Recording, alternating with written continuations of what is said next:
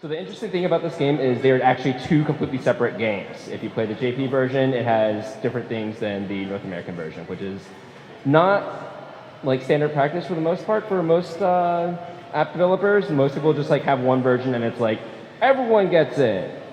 You know, they do like some different stuff. We're going to be focusing mostly on the North American version that they do. I've been playing this game, what, 1,300 days? Close to 1,400 by now. I may have a problem. A little bit of a problem.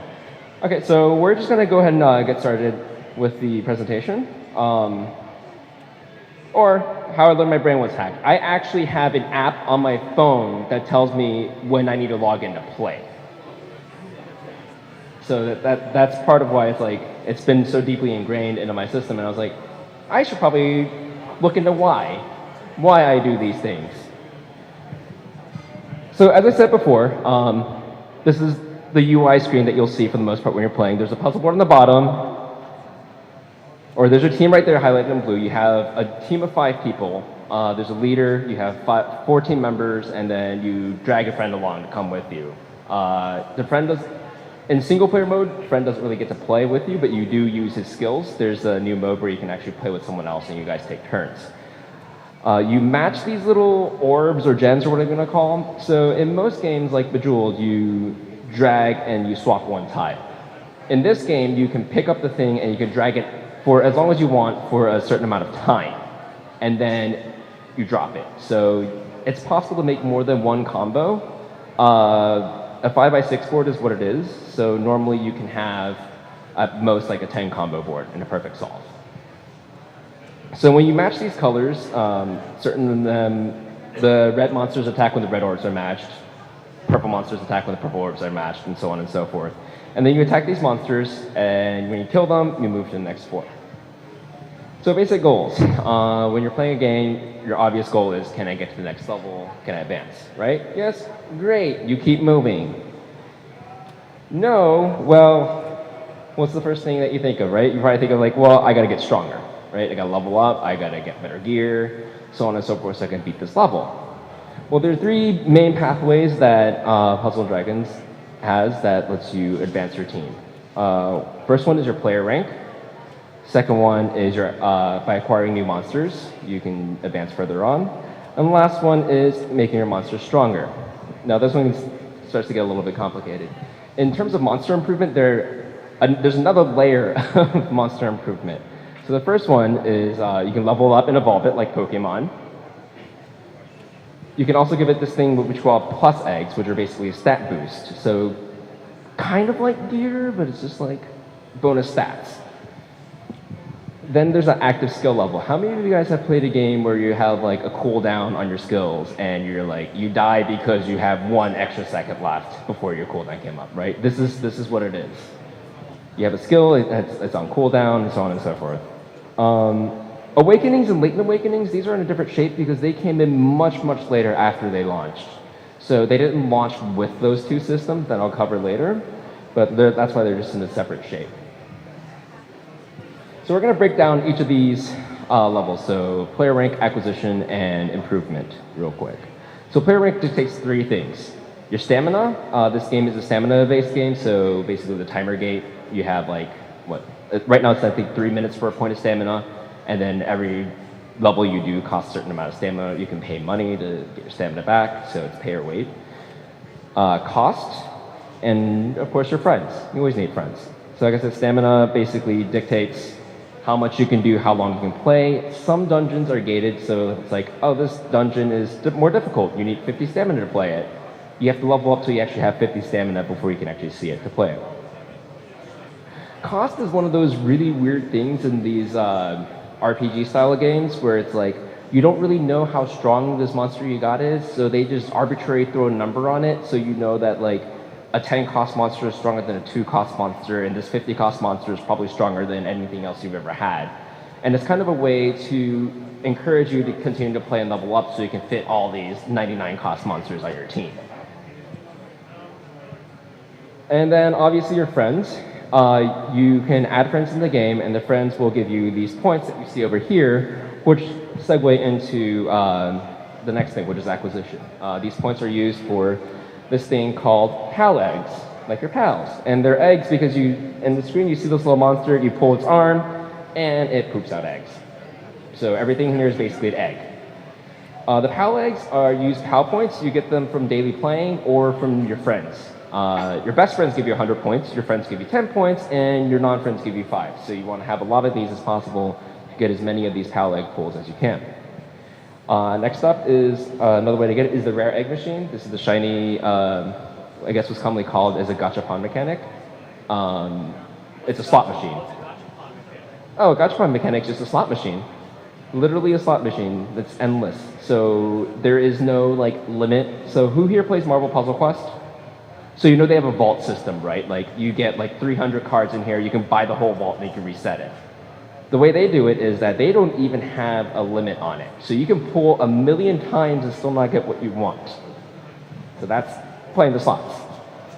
They also have another one special I mentioned earlier, like Final Fantasy collaboration. They had a Hello Kitty collaboration, Batman and Superman, Dragon Ball Z.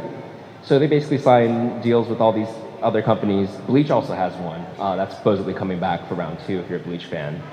But they sign deals with other companies to get the rights to use a likeness, create a character, bring them in. All these use Magic Stone, which is their hard currency. So you got to pay real money to play on these slot machines.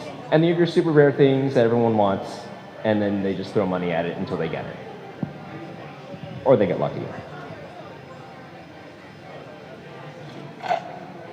Sorry, so on monster improvement, this is how you level up monsters and so on and so forth. Who here is a UI artist or is interested in UI? Lesson 1, do not do a UI like this. There is way too much stuff going on in this UI. It is jam-packed, and sometimes some people are like, what is this thing and what is that? So listen, do not do UI like this. This is old UI. They still haven't updated it, but I live with it. So we're going to break down through the improvements that you can do for your monsters to level up to help you beat the next level. Obviously what's going on, right? Don't worry about it. Levels, everyone understands level. You level up, you get more powerful, right? At a certain level, when you level up to a max level, you can evolve. When you evolve a monster, you increase the maximum potential. So, you know, if you're at max level, you're 1,000, you evolve, your max level would then be like 1,500 health or something like that. You have to evolve it to get access to the Awakening and Latent Awakening system, and it can sometimes either change or improve the leader skill and active skill. So I mentioned active skill earlier. The leader skill is actually covered in a completely different presentation on the game design and the meta and the strategy behind that. So just know that you can evolve monsters and they get better. Next one is plus eggs. You'll see in the little corner over there, there's like a little yellow number with the pluses. So this is why it's called a plus egg. When you kill a monster, it drops. Sometimes you'll have a little plus symbol next to it and makes a nice little ding sound, and you know that you get a plus egg. Now what this does is it lets you increase your stats beyond the maximum. So if max stat is 2,000 health, I can throw 99 health eggs on it to give it 990 extra health. You spread that across 5 monsters, I now have 4,000 extra health. And you do that with their attack and your healing power and so on and so forth. So this thing is actually one of those longer treadmills that people run on. I have, in my course of 1,400 days of playing, about 6 monsters that have fully capped on the plus eggs. There are people who have pages and pages and pages of it. I have 6, because I don't farm that, but I really should. So that's one of my goals, that I need to finish a full team with them. Skill level. I mentioned this earlier. So when you use a skill, it goes on cooldown, much like many other game designs. So the quicker it comes back up, the better it is for you, right? Unfortunately, to get the skill up, you have to get it, you have to feed a monster with the exact same skill name. Like, it can't even be like, this thing does the same thing, because they will actually have different names. So it has to be exactly the same, including the names. Unfortunately, it is a random chance. Congratulations. You can farm 20 of them and still get a big fat 0 on your skill level. So you have to farm a lot of them. They do have some rewards that they added on later that guarantee a skill up, but those are like end game things that, or they give it as event rewards or something like that. So awakenings, those little tiny little squares, those are awakenings. They did that after they released the game for a while, and what that did was they actually not only introduced extra buffs and stats for your monsters so you can chase after those things to make them better, they also changed the way the game is fundamentally played. And I've covered that in the design slides that I can do another time. Or Latent Awakenings. I don't have any on this monster, so that's why it's blank, but they would appear in just the small squares across the bottom. So your UI becomes just this giant thing of, I don't even know. Literally don't even know. So it's really confusing. So when you feed an Awakening, you have to hunt for this monster. The dev team designs the Awakenings. So this monster gets how many, what they do, that's determined by the dev team. And you have to hunt this little monster called a Tamadra, also known as Egg Dragon, which is really cute and looks like that. The Latent Awakenings are not predetermined by the dev team. You can decide, okay, I want this monster to have resistance against fire attacks or water attacks, or I want it to heal more, or I want it to have more hit points. You can decide a certain amount of customization with that monster, so that kind of brings in some more of a goal that I was like, okay, well, I need this monster to have these specific things to do this level, but then for this monster, I need these specific things. So you're running around hunting these latent Tamadras, which look a little slightly different, and they all carry a little extra different icon to tell you, oh, feed this to your monster to take less water damage, feed this to your monster to increase the time you have to move your orbs. So people go around and try to hunt these down and try to collect them and make the perfect monster for them. So quick recap. There are 3 main ways of getting to the next level, achieving your goal. There's player rank, acquisition, and improvement. And there are 5 pathways of monster improvement. So that is just the beginning, how basically you form the goal of beating the next level or beating the super hard dungeon. These are the things that you need to do it. Now we get into the actual events and what they do. So these Cadence events, they're always on. So they're not actually like a special, oh, we're having like a special thing going on. No, these are cadence, so like every day, every hour, every week, so on and so forth.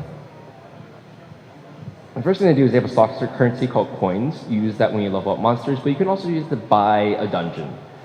So you can use these coins to buy a dungeon. It unlocks for an hour. So you say, okay, I have an hour to play. I'm going to beat this dungeon multiple times to get this monster to level up or to level my skill level. There's a nested RNG component in it. When there is an event that kicks off, they can increase the drop rates of what's in here. So there are certain times where it's like, this dungeon has a chance to drop the thing that I need to give me a chance to increase the skill level of the monster that I want. So when there's an actual event that increases the drop rate of this monster in here, you're now gambling on getting more chances to level up your monster's skill level. So that's one thing that they do with that. And they'll actually rotate on a different schedule. So sometimes I might not care about what's on the rotation this week, or I can look it up and see that it's coming, and it's like, okay, I really want this one, so I'm going to spend my time doing these whenever it's up. Bi-weekly dungeons. So this one's on a 2-week rotation. It's a specific dungeon that appears on a 2-week schedule. I haven't really figured out what the cadence is for it.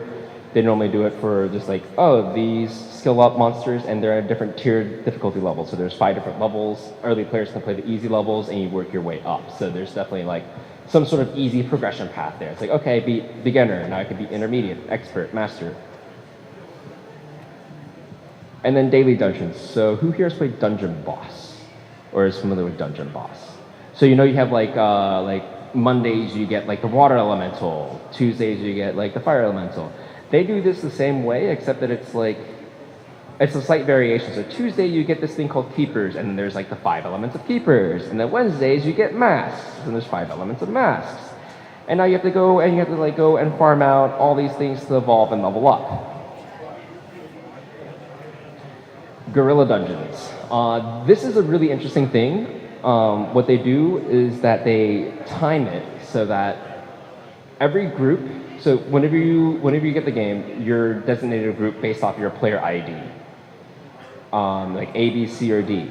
And then every group A, B, C, or D, you get these dungeons at these time slots. Now the big thing is, this schedule is not even in the game. They don't show you this schedule in the game. This schedule is from a third-party website that you have to go and you have to dig it out.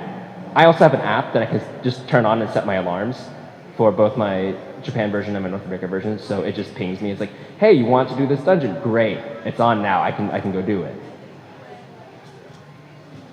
And it changes daily, so people, you don't always get the same ones. You don't always get the same ones every day. Then they have these really weird random events that I haven't figured out when they do them. So one of them is like a ranking dungeon. Since this game is primarily a PvE game, there's no PvP. This is the way they're doing PvP, is that you compete in a ranking test for a high score. Everyone who participates gets a reward, so they don't shaft anyone. As soon as you can participate, you can get the reward based off how well you play. They're tiered and not additive, so you know how some rewards, they're like, oh, first place gets this reward and everything below it. Second place gets this reward and everything below that. This one is specifically tiered, and the one thing that I noticed that was kind of interesting with that was I actually wanted a lower tiered reward than I got the first time to place myself. So I was sitting there hoping that people would get a higher score than me to knock me down, which is kind of an awkward design. So another one is a challenge series. So sometimes they'll take a lot of dungeons and put them together in a series of challenges. Some of them will be Descendant challenges, Yamato challenges, Dragon challenges. All these dungeons are all a bunch of dragons, or Devil challenges. All these dungeons are based off of devils. And they'll throw that together in a whole set of stuff for you to do. They can occur during their actual events. Sometimes they won't. And they're all different and they're tiered, and they all have different rewards. Collaborations is another thing that is randomly, so that randomly pops up. So when Batman vs Superman came out, they had the Batman Return and Superman Return, and Final Fantasy 15 just dropped, so Final Fantasy is back. Tifa got a new evolution, so she's really, everyone wants to roll her. Noctis is a big deal right now too, because he's the new guy. There's always a machine that you can play on the slot machine for that people play for. And they also have a set of dungeons that are very similar to the bi-weekly dungeon, that they're tiered in beginner, intermediate, master, and all that. You can go in there and farm the skill ups for the thing that you just rolled. Any questions so far? All right, great. Now we're going to move into the actual events. Oh wait, sorry. Another recap right here. So these are all the pathways of improvement and making to the next level. And these are how they fill each slot in the visualization when there's nothing going on. This is exactly like everyday stuff. So there's some stuff that's targeted, some stuff that's not.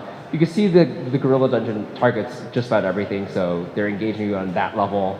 There's certain things like bi-weeklies, they'll challenge you on that level. So they're engaging you in various different ways at various time frames to get you to plan your short-term and your long-term goals. So on a daily basis, weekly basis, monthly basis, they're doing something for you that you can look at, and then you realize, oh wait, I gotta do this today, and then, oh, by the end of the week I need to do this, by the end of the month I gotta do this.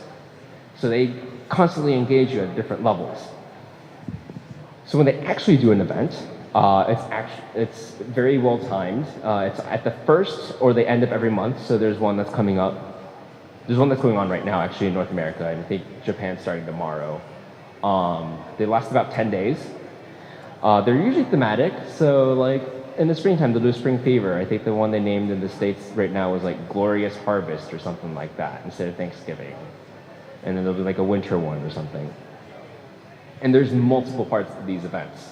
This is very layered, very targeted across all their player bases.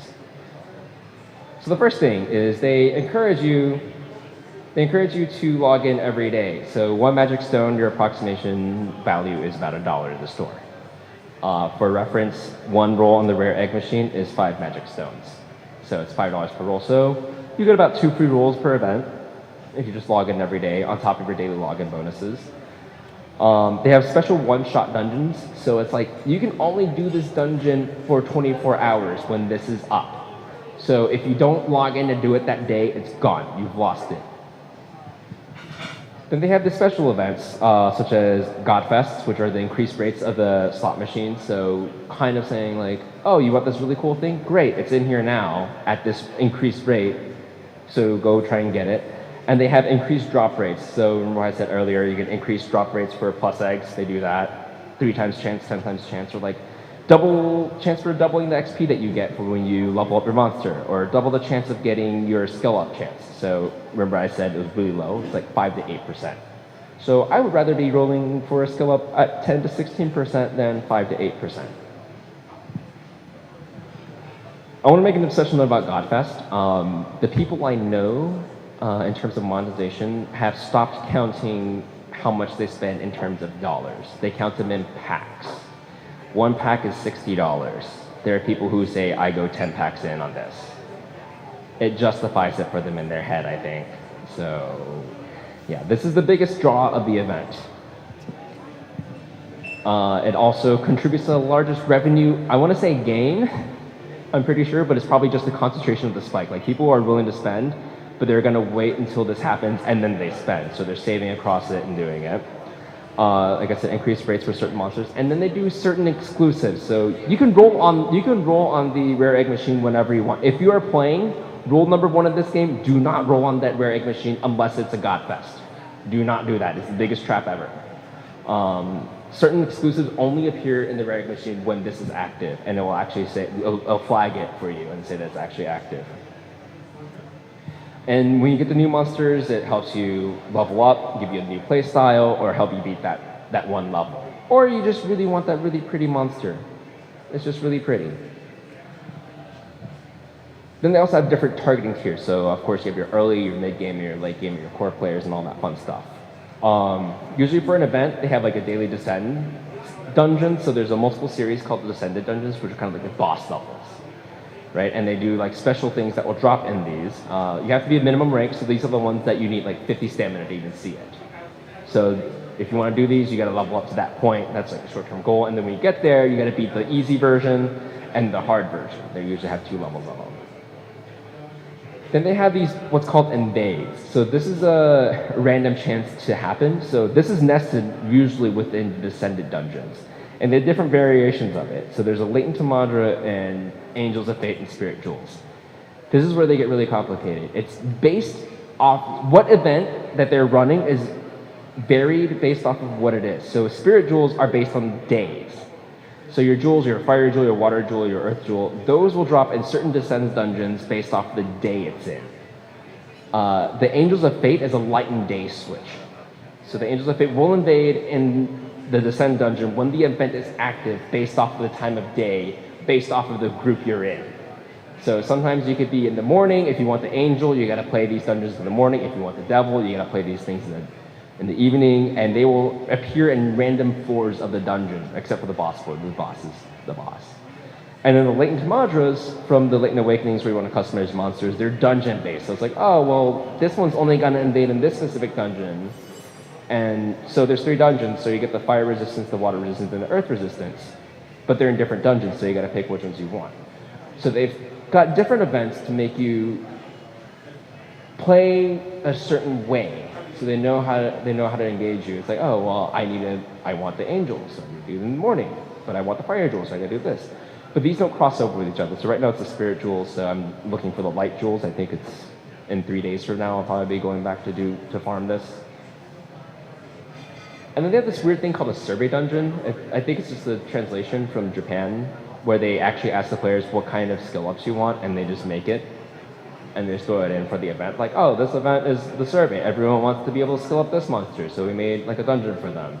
And it's also like a tiered difficulty. So if you remember what's going on, what you can do in the game when there's nothing going on, quote unquote, nothing. This is what it looks like when there's actually something going on.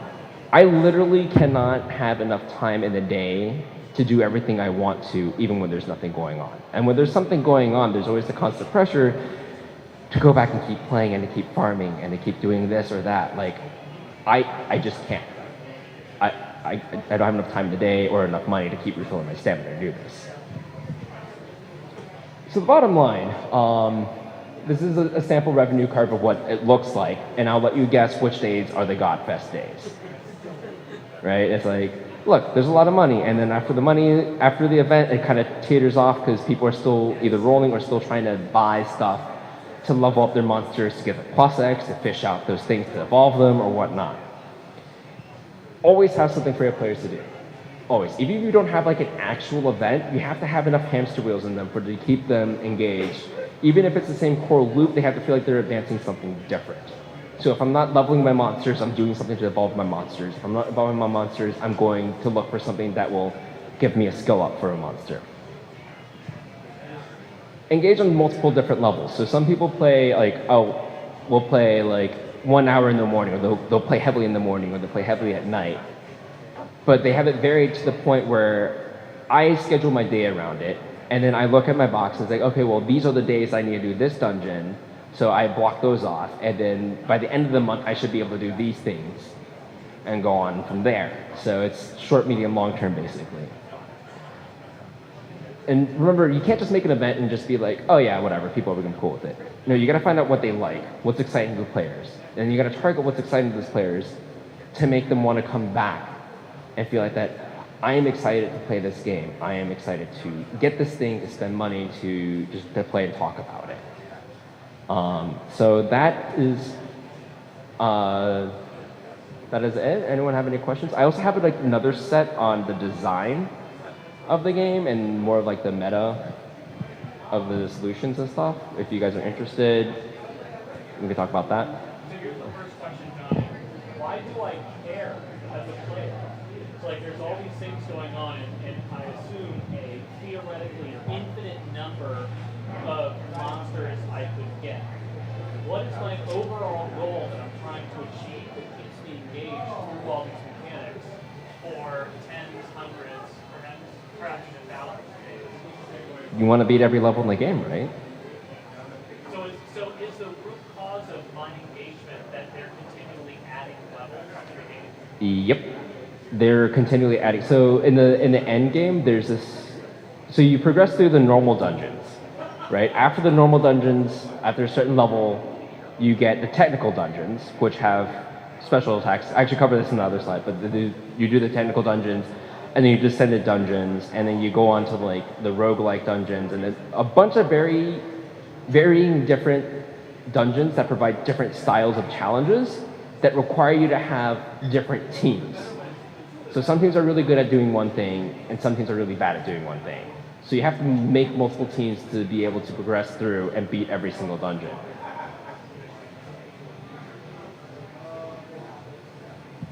But if you don't want to advance in the dungeons, then I guess you're not playing the game anymore. Hey, what's that? So when you say end game, is it the equivalent of like an elder game? I mean, it actually has that as opposed to just kind of constant, completionist and fun grind. They have like the end game is what they have. The hardest dungeons is what they can make. They're called the arena challenges, I guess is the best, and they're just really difficult and stupidly hard dungeons. I've only beaten it once in cooperative mode when I had someone carry me. So I mean, I'm trying to think of a way to say it. So I guess this game doesn't really engage you unless you actually enjoy the game, much like other games. If you don't enjoy the core loop, then the hamster wheels aren't going to be enticing to you. You know, if the hamster wheel's not fun to you, then it's not going to work. Yes. You have a Japanese version. You also have an American version. I mean, was the American version really translated to other languages like Spanish? I don't know. I know they have an EU version and a North American version. I don't know if they have a Spanish version or not. My main question with that is why split it up? Why have two different games and then, I mean, just what are the challenges? I have no idea. That's really a question for them. The Japan version has a lot of very different things. Normally North America is probably like one or two versions behind. And I got lucky rolling on the rag machine on my Japanese version, so I'm playing that. I actually started playing the Japanese version mostly because of Bleach, and I really wanted Ichigo. And I spent about 3 hours deleting and reinstalling the game to roll for Ichigo until I finally got it. Then he cycled out of the meta in about 2 weeks. So I was like, whatever, I'll just keep playing it. And now they're bringing him back for some sort of like revival event where he's gonna get his like Bankai like ultimate Aaron Carr form. I don't even know. Like that's just on the chart. Yes.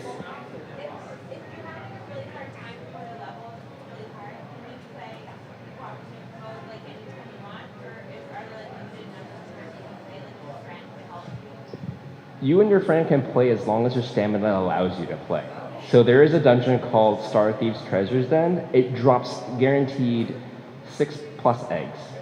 People will spend hours into it. They will spend money on it so they can button farm it. So basically, the meta in this game for some of these things has gotten to the point where they don't even want to solve the board anymore. It's you press the button to activate a skill and then you swipe and then it kills the level.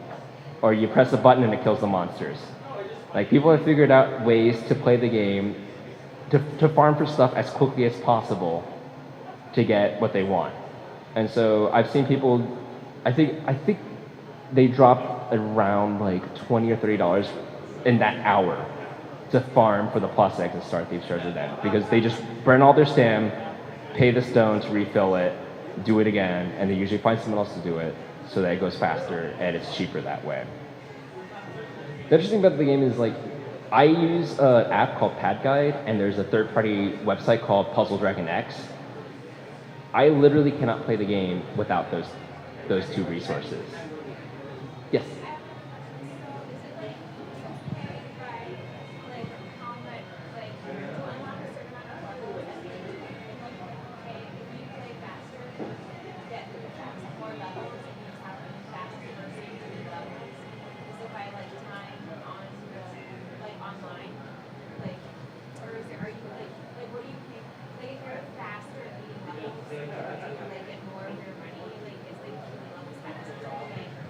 Yeah, so for the one specific one, Star Thieves Treasure, where the plus eggs drops, it takes a long time to get 99 of each plus egg to finish a monster. So, and that dungeon is only up for an hour. So they put an intense time pressure on this for players to be able to beat that dungeon really quickly with the highest efficiency possible. But in general, when you're playing the game, there's no time pressure on it. You can actually jump into a dungeon, turn it off, go to sleep, go offline even. And then as long as you're connected to the internet when you beat the dungeon, where the client can communicate with the server, it will communicate back. So there's no insane time pressure like in terms of like where you're playing really fast to get through it. That doesn't determine how much you get out of it. No. So you get like a stamina bar, like let's say you start with like 20 stamina and you play a dungeon, it costs 3. When you run out of stamina, you have to wait for it to recover. Or you can pay $1 to refill your bar.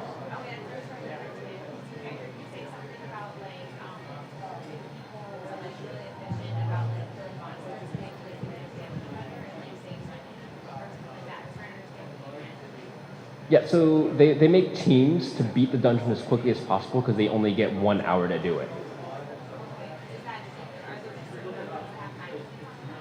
Yep, those are part of the guerrilla dungeons where it's like, you get this, you're in this group, so this dungeon pops up for you at 7 a.m. If you really want to do it, you got to wake up at 7 a.m. to do it. Or if you really want to do this, well, you got to stay up till 3 a.m. to do it. Have fun with that. Yes, either or. So really quick, I'm just curious, I know that a lot of games like this perform significantly better in Japan than they do in the United States. How does it perform both on one side of the pond and the other? Japan blows it out of the water, like by miles. Like it's not even close how much more money the Japanese market is willing to spend on these gacha games.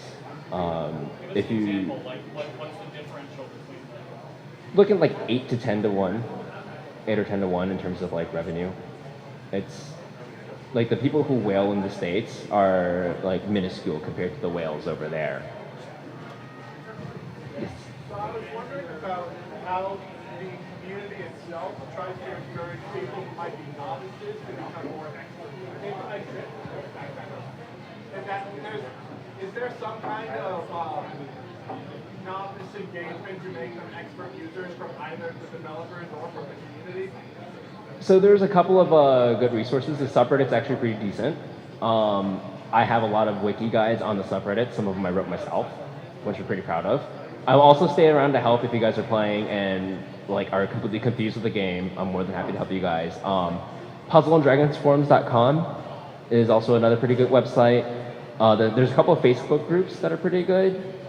It's mostly third-party communities that would be willing to help you explain, well, this is why you want to do these things, this is how the underlying strategy works for these teams, and so on and so forth. But I'll definitely be more than happy to help if you have questions.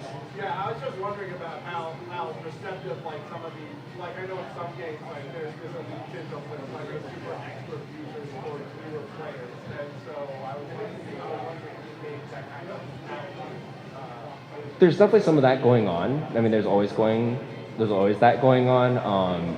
The subreddit that I help maintain, we're generally pretty good about calling people out and being like, hey, you know, don't be mean. You know, this person has no, like, literally just started. Calm down. You know, just because someone doesn't have the resources or have the time to devote into this game doesn't mean that they're not enjoying it or anything. But yeah, most of the time, those two places I know are pretty good. They have like newbie forums or the subreddit, you just make a post, say, hey, I have a question or something like that. That's pretty good. And then you know. Go ahead. So when players are spending money during the God Fest, when they're spending the most money, what are they buying? Is it Sadness. No, I'm serious. They're buying a chance to roll on the rare egg machine during the God Fest for the monster that's a raid op. So why is this not? So for example, like if I really wanted.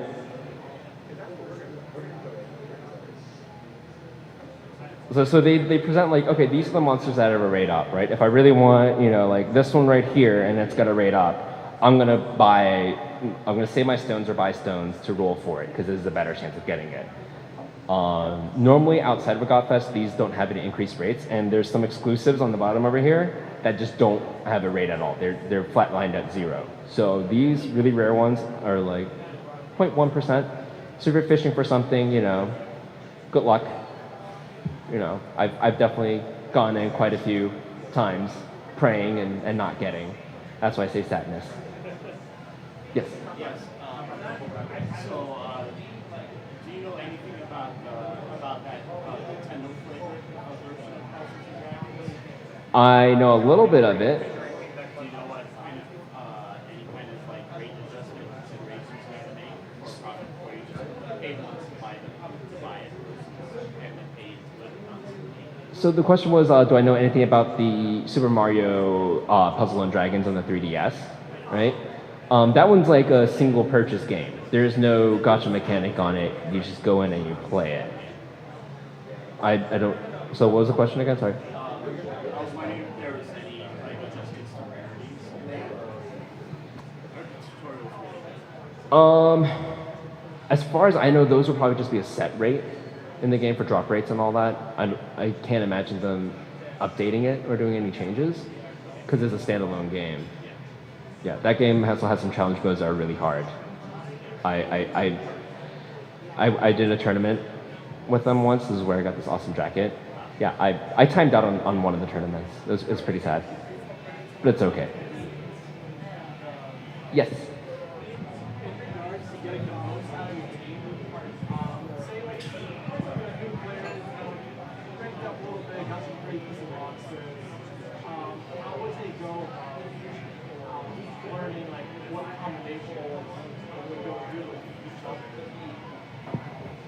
Definitely ask for help on the forums, or I can help you afterwards if you have questions like how does this work, how does that work. Like there's a lot of resources online. The thing about like the metagame on this is like they're not very good at teaching people how to actually develop an understanding of this game. They don't really do much hand-holding besides their like beginning, this is how you play the game, and that's it. They don't really have a good like hand-holding, this is what you do tutorial. They haven't updated the tutorial in a long time as far as I know, so that's definitely a weakness that they can improve on, I think. Yes? So how long were you playing before you started participating in the community? And what was the event that kind of drove you to go your way into the community and talk about it? Oh, God. When did I... So I actually started playing, and it took me about like 1 or 2 months to realize that I got stuck on a level. So I started Googling, obviously, like Puzzle and Dragons, how do I beat this? And it actually took me to the Puzzle and Dragons forum, where I learned a lot there, and then I started participating in the subreddit. And then I think after a while in the subreddit, I realized, hey, I can write this guide about this dungeon that everyone's trying to be really having a hard time beating. So I wrote like, this is how you look at a dungeon, this is how you approach it, and how you think about how to make your team to beat it. So for certain floors, you need to have certain skills to counter these like challenges that they have. And I think after I wrote that, one of the mods was like, "Hey, do you want to be a mod?" I was like, "Oh, sweet power, sweet power, yes." So I became a mod, and then I just started hanging out and helping people and writing guides. I still have a couple more guides I need to work on. Probably this holiday break, I'll probably finish some more guides. Like one more question if you got it. Then you're all welcome to talk to Johnny afterwards. Yes. All right. Well, cool. Thanks a lot, everyone.